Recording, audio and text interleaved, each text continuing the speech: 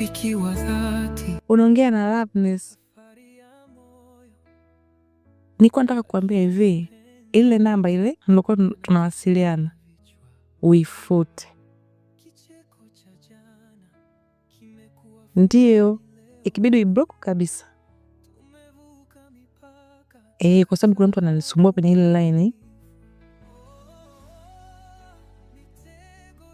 Ndio, tumia hii. Hapana.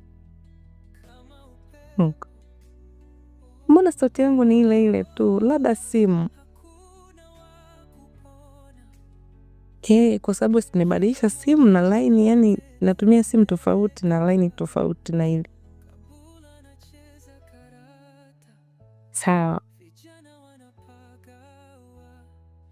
Usijali. Afu lile swala letu tulikuwa tumepanga jana, tubadilishe tu sehemu ya kukutania, lakini muda ule ule.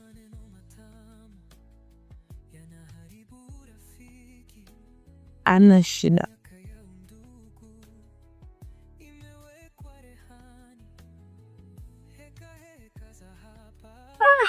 Bwana 50. Wengine tunazitamani bwana. Ndio kula kwake.